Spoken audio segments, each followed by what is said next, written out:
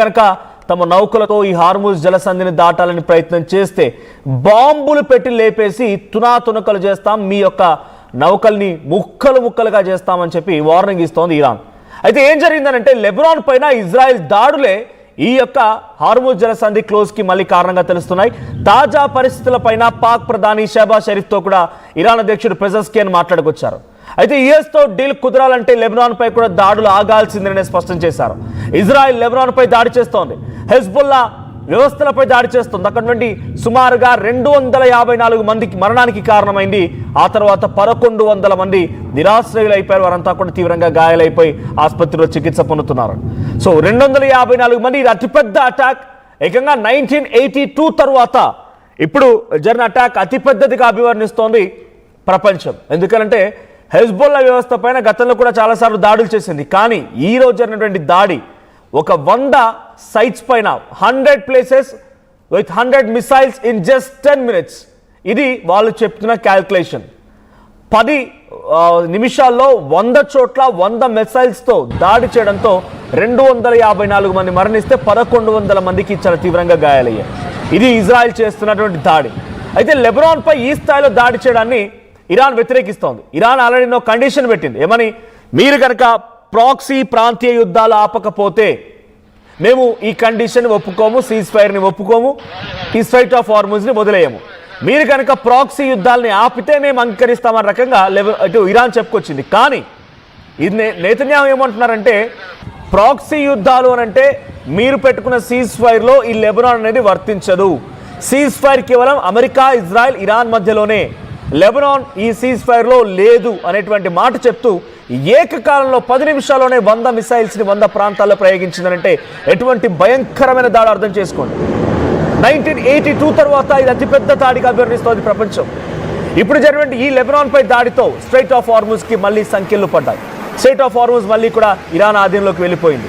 So ఇక్కడ 12 లక్షల మంది ఇప్పటి వరకు లెబనాన్లో కంటిన్యూస్గా ఈ వార్ మొదలైన నాటి నుంచి, అంటే లెబనాన్ పై ఎప్పుడైతే ఇజ్రాయెల్ అటాక్ చేయడం మొదలుపెట్టిందో ఆ రోజు నుంచి ఈ రోజు వరకు 12 లక్షల మంది నిరాశ్రయులు అయిపోయారు. ఆహారం లేదు, కంప్లీట్గా ఆర్తనాదాలు వినబడతాయి తప్ప లెబనాన్లో ఎక్కడ చూసినా కూడా ఒక దయనీయమైన పరిస్థితి కనబడుతుంటుంది. సో ఇప్పుడు మళ్ళీ ఇరాన్ కూడా టార్గెట్ చేస్తోందట. ఇరాన్ కూడా ఇజ్రాయెల్ లక్ష్యంగా కొన్ని పొజిషన్స్ సిద్ధం చేసుకుని పెట్టుకుంటుంది. బికాస్ తమ సపోర్టర్ అయినటువంటి లెబనాన్ పైన, హెజ్బుల్లా వ్యవస్థలపైన దాడి చేయడాన్ని ఇరాన్ వ్యతిరేకిస్తూ ఇప్పుడు లక్ష్యంగా ఇరాన్ ఇజ్రాయెల్ని ఎంచుకుంది. ఇజ్రాయెల్ లక్ష్యంగా ఇరాన్ మళ్ళీ ఏ క్షణమైన దాడికి తెరలేపే అవకాశం ఉన్నట్టుగా ఇరాన్ సంబంధించినటువంటి ఇంటెలిజెన్స్ నిఘా వ్యవస్థలు అంచనా వేస్తున్నాయి.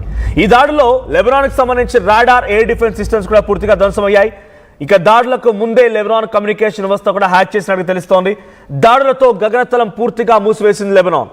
ఇక ఐడిఎఫ్, ఇజ్రాయెల్ డిఫెన్స్ ఫోర్స్ చెప్తోంది ఏంటంటే 1982 తర్వాత అతిపెద్ద దాడి అని ఇజ్రాయెల్ డిఫెన్స్ ఫోర్స్ అనౌన్స్ చేసింది. ఇజ్రాయెల్ పై భారీగా దాడులు చేసేందుకు లెబనాన్ కూడా వ్యూహాలు రచిస్తోంది. So on April 8, 2026, Lebanon experienced one of the most intense and high casualty days of the ongoing conflicts. దీని పేరు ఆపరేషనల్ ఎటర్నల్ డార్క్నెస్ గా ఇజ్రాయెల్ నామకరణం చేసింది. ఆపరేషన్ ఎటర్నల్ డార్క్నెస్ లో భాగంగా 100 missiles on 100 places at 10 minutes, just in 10 minutes.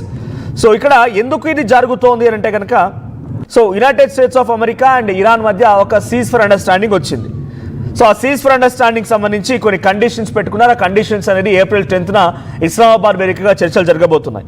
ఇదే తరుణంలో Iran కొంత స్ట్రైట్ ఆఫ్ హార్ముజ్ వదిలేసింది, ఫ్రీ ఆఫ్ ఫ్లో నడుస్తోంది, complete safe way straight of Hormuz నుంచి స్టార్ట్ అయింది. అంతలోనే ఇటు ఇజ్రాయెల్ లెబనాన్ పై అటాక్ చేసింది.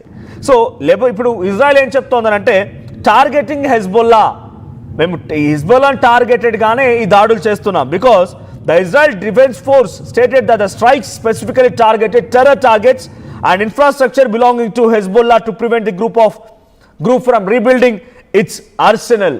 అంటే హెజ్బుల్లా అనేది ఒక టెర్రర్ గ్రూప్, అది యాజ్ పర్ ఇజ్రాయెల్. సో ఆ టెర్రర్ గ్రూపు మాకు ఎప్పటికైనా వ్యతిరేకంగా మారి మాపై దాడి చేస్తోంది. కాబట్టి ఆ టెర్రర్ గ్రూప్ని టార్గెట్ చేస్తే మేము దాడులు చేశాం, వాళ్ళు మళ్ళీ పునరుద్ధరణ జరగకుండా వారిని టార్గెట్ చేశామని ఇజ్రాయెల్ చెప్తున్నమాట. So it's a separate front. అసలు అదొక సపరేట్ వ్యవస్థ. ఇరాన్కి దానికి సంబంధం లేదు. ఇరాన్ అమెరికాకు సంబంధించిన సీజ్ ఫైర్ ఉంటే మీరు లెబనాన్ పై దాడిని ఎందుకు దీన్ని సీజ్ ఫైర్ బ్రేక్ అయినట్టుగా భావిస్తున్నారంటూ కూడా ఇజ్రాయెల్ మాట్లాడుతోంది. Prime minister Netanyahu has signaled that US-Iran ceasefire does not apply to Israel's fight against Hezbollah. Israel views the group as a direct threat to its northern border that must be neutralized regardless of regional truces. So northern part of ఇజ్రాయెల్కి ఎప్పటికైనా ఈ హెజ్బోల్ లాంటి వ్యవస్థ terror group అనేది ప్రమాదంగా మారే అవకాశం ఉంది కాబట్టి మేము వాటిపై దాడి చేస్తున్నాం అంతే, కానీ మీకు ఈ సీజ్ ఫైర్కి ఎటువంటి సంబంధం లేదు అని నెతన్యాహు చెప్తున్నారు. స్ట్రాటజిక్ ఐసోలేషన్ కూడా, అంటే military operations have also focused on destroying infrastructure such as bridges. So అక్కడ మిలిటరీ ఇన్ఫ్రాస్ట్రక్చర్ని కూడా దెబ్బతీస్తోంది. హెజ్బోల్ అనేది సపరేట్ వ్యవస్థ, వారికి ఒక ఆర్మీ సైన్యం కూడా ఉంది. యాజ్ లైక్ పాకిస్తాన్లో బలూచిస్తాన్ ఏ రకంగా అయితే వేరుపాటువాదం కోసం పోరాడుతూ అక్కడ ఒక సైన్యాన్ని ఏర్పాటు చేసుకుందో, ఇక్కడ లెబనాన్లో హెజ్బోల్లా లాంటి వ్యవస్థ ఒక ఇండిపెండెంట్ సైన్యాన్ని ఏర్పాటు చేసుకుంది irrespective of Lebanon government. So ఆ ఇర్రెస్పెక్టివ్ ఆఫ్ గవర్నమెంట్ చేసుకున్న సైన్యం పైన అటాక్స్ ఉన్నాయి. ఇప్పుడు హెజ్బోల్లా మిలిటరీపై అటాక్ చేస్తున్నాం అనేది ఇజ్రాయెల్ వర్షన్.